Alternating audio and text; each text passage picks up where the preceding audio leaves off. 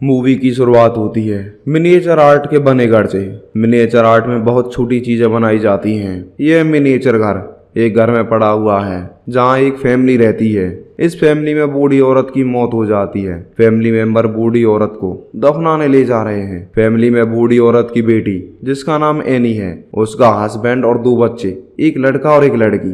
Any की लड़की शुरू से अजीब दिखती थी। अजीब दिखने के साथ साथ उसकी अजीब हरकतें थी। वह नॉर्मल बिल्कुल नहीं थी। वह अब एनी अपने मोम के फर्नर पर होती है और एक स्पीच दे रही होती है। यहाँ पर बहुत से लोग आए थे। वहीं पर एनी की बेटी बैठी होती है जो अजीब सी आवाज निकालती है। एनी ने अपने गले में अजीब सा लॉकेट पहना था जैसा उसकी माँ पहनती थी। वहां पर एक अनजान व्यक्ति एनी की बेटी की तरफ देखती है।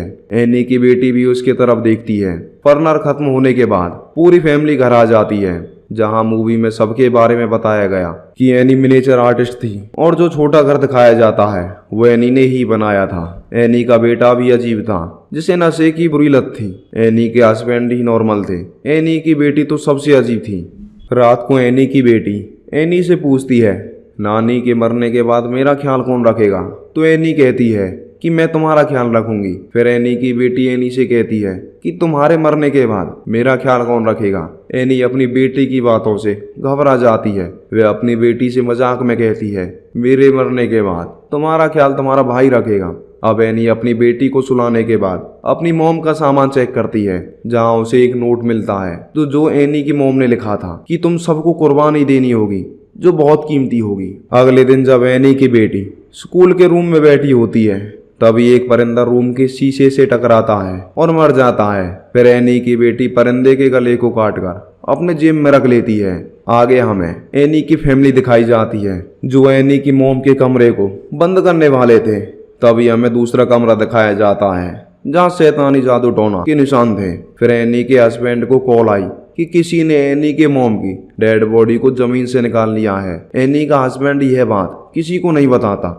अब एनी एक स्क्रीन ग्रुप के पास पहुंचती है जहां वह अनजान लोगों को अपने मन की बात कहती है कि उसकी मोम पागल सी थी। वो मेरे भाई के अंदर किसी और को डालना चाहती थी। इससे परेशान होकर मेरे भाई ने जान दे दी। इसी तरह अचानक किसी कारण मेरे डैड की मौत हो गई थी। मेरी मोम हर किसी को अपने कंट्रोल में कर सकती थी। उनके पास अजीब सी ताकत थी। मेरी मोम की वजह से मेरी बेटी इतनी अजीब है। दूसरी ओर एनी की बेटी रूम में होती है तभी उसके पास एक तेज रोशनी आती है जो मैदान की ओर इशारा करती है। एनी की बेटी मैदान में जाती है जहां उसे एक व्यक्ति दिखता है जो आंख के सामने कोई शैतानी जादू कर रहा था। तभी एनी वहां आकर अपनी बेटी को घर ले जाती है। दूसरी ओर एनी का बेटा पीटर जो एक पार्टी में जा रहा था, तो एनी अपनी बेटी को पीटर के साथ भेज देती है ताकि वह शराब ना पिए। पार्टी में पहुंचकर पीटर पार्टी एंजॉय करता है, पर एनी की बेटी बोर हो रही थी।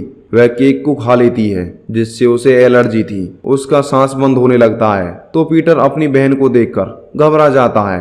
वह उसे गाड़ी में बिठाकर घर ले जाने लगता है। पीटर की बहन गाड़ी के शीशे से मुंह बाहर निकाल लेती है तो रास्ते में उन्हें एक जानवर मिलता है। पीटर गाड़ी को जानवर से बचाता है। वहीं पर एक खंबा होता है जिससे पीटर की बहन की सर टकरा जाता है। उसकी वहीं पर मौत हो जाती है। यह देखकर पीटर दुख के मारे सदमे में चला जाता है। वह घर पर मॉम डैड को कुछ नहीं बताता और अपने रूम में लेट जाता है। अगले दिन जब फैमिली को पीटर की बहन की मौत के बारे में पता चलता है तो वे बिल्कुल टूट गए। इसके बाद सारे फैमिली मेंबर का बिहेव चेंज सा हो गया था। वे किसी से बात नहीं करते।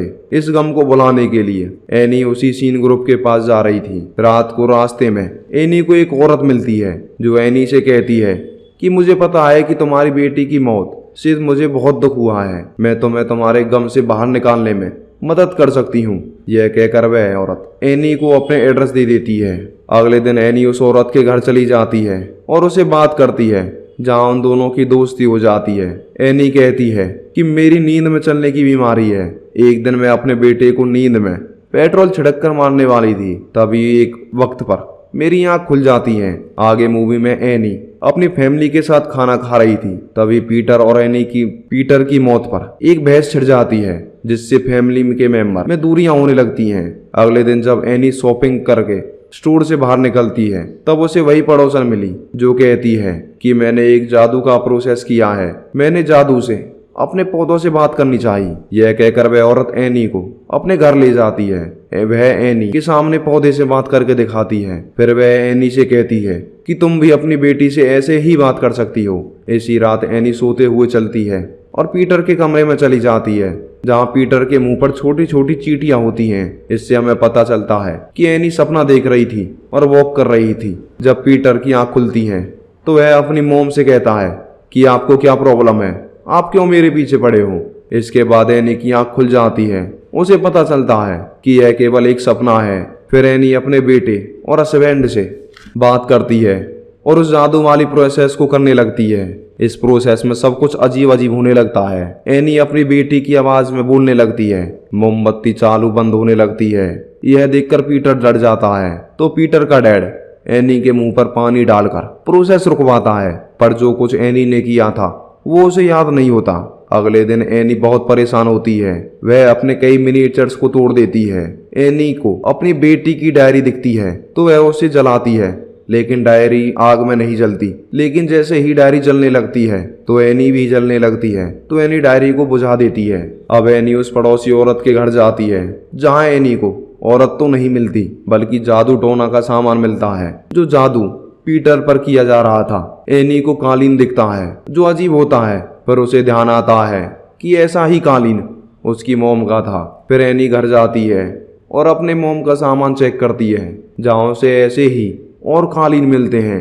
एनी को एक एल्बम भी दिखती है जिसमें वह एनी की मोम के साथ वह औरत होती है, जिससे एनी को पता चलता है कि वह औरत उसकी मोम के साथ काम कर चुकी थी और एनी को बड़ी चालाकी से फंसाकर अपना काम करवाना चाहती थी। एनी को अपने मोम के सामान में एक किताब भी मिलती है जिसमें भूतों, जादू टोना और शैतानी ताकतों के बारे में लिखा था। किताब को पढ़कर एनी को पता चल जाता है कि यह सब क्यों करवाया जा रहा था। दरअसल ये सब हेल के डीमन के बीमन के लिए किया जा रहा था। ये सब करके वह बीमन को इंसानी शरीर दिलवाना चाहती थी। एनी की मोम ऐसा इसलिए कर रही थी क्योंकि वह शैतानी ग्रुप का हिस्सा थी, जो सब डीमन बीमन की पूजा करते थे और अपना गॉड समझते थे। बीमन बहुत ताकतवर होते हैं, जो अपनी जगह का किंग है और वहाँ के 8 राजाओं में से एक है। वह लोगों को परेशान करता है और इस इंसान के शरीर में जाना पसंद करता है जो कमजोर होता है। एनी की मोम यह सब काम पहले से ही करती आ रही थी। एनी की मोम ने सबसे पहले डीमन बीमन को एनी के भाई के शरीर में डालने की कोशिश की, जिसके लिए उसे बहुत तकलीफ दी गई। इस सब से तंग आकर उसने अपनी जान दे दी। एनी के भाई के मरने के बाद एनी की मोम दूसरा जिस्म ढूंढ रही थी, पर एनी को अपने मोम के बारे में सब पता चल जाता है, इसलिए वह पीटर को अपनी मोम के पास जाने नहीं देती। अब और कोई जिस्म ना मिलने के कारण एनी की मोम ने डीमन बीमन को एनी की बेटी के अंदर डाल दिया, जिससे वह अजीब दिखती थी। आगे मूवी में हमें पता चलता है कि वह औरत अब बड़ी चालाकी से डीमन बीमन को पीटर के अंदर डालना चाहती थी। अब एनी अपने घर का छोटा वाला कमरा चेक करती है, जहाँ उसे अपनी मोम की लाश मिलती है जो सड़ रही थी। और जैसा कि हमें पता चला था कि एनी की मोम की लाश को कब्र से बाहर निकाल लिया था, जो इनके ग्रुप वालों ने ही किया था। अब छत पर खून से डीमन बीमन का निशान बन जाता है। यह सेम निशान एनी कई जगह देख चुकी थी। अगले दिन पीटर जब क्लास में होता है तब उसे अजीब सी आवाज सुनाई देती है। फिर उसका शरीर अकड़ जाता है। पीटर अपना सर टेबल पे मारता है, जिससे उसकी नाक जख्मी हो जाती है। वह अजीब अजीब हरकतें करने लगता है और सारे क्लास के बच्चे पीटर को देखकर डर जाते हैं। इससे पीटर का डैड पीटर को घर ले जाता है। एनी अपने हस्बैंड को डीमन बीमन के बारे में सब कुछ बताती है और डायरी भी दिखाती है, पर उसका हस्बैंड एनी पर विश्वास नहीं करता। फिर एनी डायरी को आग में फेंक देती है, जिससे एनी तो नहीं जलती बल्कि उसका हस्बैंड में आग लग जाती है और वह मर जाता है। दूसरी तरफ पीटर की आंख खुलती है तो वह अपने डैड को मरा पाता है, जिससे वह बहुत दुखी होता है। फिर अचानक एनी को क्या होता है, उसमें डीमन बीमन आ जाता है तो एनी पीटर को मारने के लिए उसका पीछा करती है। पीटर जान बचाकर उस छोटे कमरे में आ जाता है जहाँ उसकी नानी की लाश थी। अब एनी अपने सर को दरवाजे में जोर जोर से मारती है। फिर पीटर अपनी मोम को देखती है जो अपने गले को काटने वाली थी। वहीं पर 3 और लोग होते हैं जो बिना कपड़ों के होते हैं। वो पीटर को गौर से देखते हैं तो पीटर डर के मारे खिड़की से कूद जाता है। फिर पीटर के जिस्म में कोई रोशनी घुस जाती है। इससे हमें पता चलता है कि डीमन बीमन ने पीटर के जिस्म में कब्जा कर लिया है। इसके बाद पीटर उठा और अपनी मोम को देखता है जो हवा में उड़ रही थी और छोटे घर की तरफ जा रही थी। अब सारे वही लोग जिनके अंदर डीमन वीमन थे वे पीटर के सामने झुक जाते हैं क्योंकि वे पीटर को अपना गॉड मानते हैं। वह औरत भी वहीं आती है जो पीटर को ताज पहनाकर डीमन वीमन कहने लगती है और इसी के साथ ही यह फिल्म यहीं पर खत्म होती है।